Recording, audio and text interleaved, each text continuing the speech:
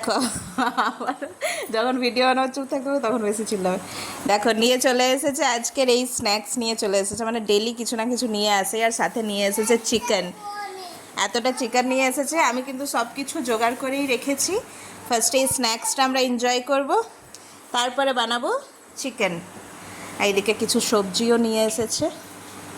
তো এইখানে দেখো তেল গরম হয়ে গেছে, তাই এইখানে কিন্তু ভাজা পেঁয়াজ দিইনি, পেঁয়াজ পেস্ট যেটা করে রেখেছি সেইটাই দিয়ে দিলাম। তারপরে তো দেখেই নিয়েছো, এদিকে কিন্তু সব মশলাটা আমি করেই রেখেছি। কি কি মশলা করে রেখেছি সেটাও তোমাদেরকে দেখাবো। তো ফার্স্টে এখানে কিন্তু পেঁয়াজ পেস্টটা দিয়ে পরে ভালোভাবে কষিয়ে নেবো। হ্যাঁ, তেলের মধ্যে কিন্তু একটুখানি চিনি দিয়েছিলাম আর তেজপাতা, কয়েকটা তেজপাতা দিয়েছিলাম। তো দেখো এখানে আছে রসুন বাটা, আছে এইখানে আছে জিরে লঙ্কা বাটা, এইখানে আছে আদা আর গরম মশলা বাটা। তো মশলাগুলো আলাদা আলাদা করে পিষেছি, আর এইটুকু রসুন বাটা বেঁচেছিল এটা দিয়ে দিলাম, সরি পেঁয়াজ বাটা। আর এদিকে বাবুর জন্য ডাল হচ্ছে, মানে অয়নের জন্য। কি করছিস? বললি পড়াশোনা করছি, কেন? পড়াশোনা কোথায়? তুই যে আমাকে বললি মামা আমি পড়তে যাচ্ছি, পড়া কই? হ্যাঁ, এই যে পড়তে বসো।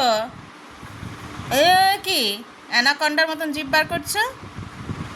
পড়তে বসো, করো স্কুলের ওয়ার্ক কমপ্লিট করো।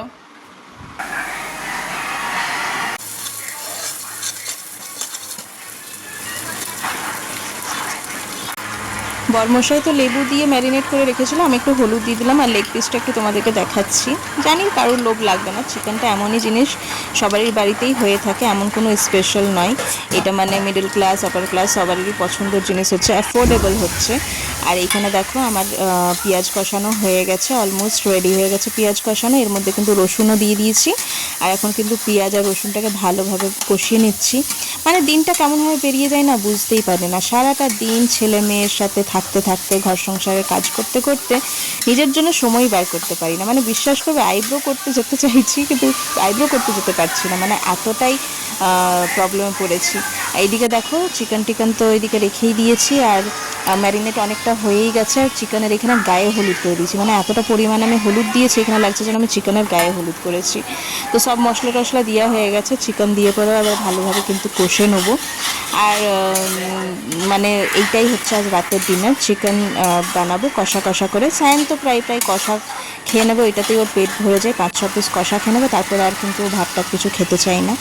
তো আমি এইখানে ওই দেখলেই তোমরা ভেজিটেবল চপ টপ তো এনেছিলো, ওইগুলো খেয়েও কিন্তু অর্ধেকের বেশি পেটটা ভরে যায়। ও কত সময় এসেছিলো ও প্রায় তোমার ওই 7:45 সময় এসেছিলো।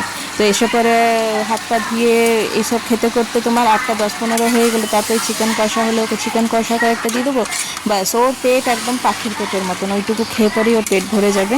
তো ফার্স্টে কিন্তু ওই ছেলে মেয়ে না সরি ছেলেকে আর তার বাবাকেই খাইয়ে দিই, আমি আর আমার মেয়ে কিন্তু লাস্টে খেতে বসি। আমি বলি মেয়েকে খেয়ে নিতে, কিন্তু মেয়ে বলে না আমি তোমার সাথেই বসবো, তাই ও আমার সাথেই বসে।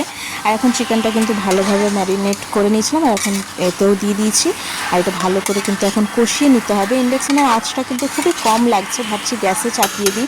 তো ভাতটা আজ লাইট ছিল না, তাই গ্যাসেই হয়েছিল, তাই একটু ধৈর্য ধরে বানাচ্ছি। আর দেখো খেতে বসে গেছি লাস্টে, কিন্তু আমরা দুজনেই বললাম তো আমরা দুজন লাস্টেই বসি।